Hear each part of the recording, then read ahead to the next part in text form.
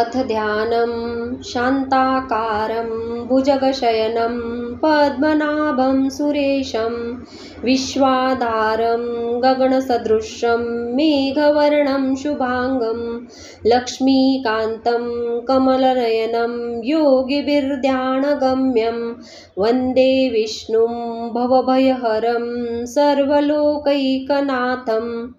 यं ब्रह्मा वरुणेन्द्ररुद्रमरुतः स्तुन्वन्ति दिव्यैस्तवैर्वेदैः साङ्गपदक्रमोपनिषदैर्गायन्ति यं सामगाः ध्यानावस्थिततद्गतेन मनसा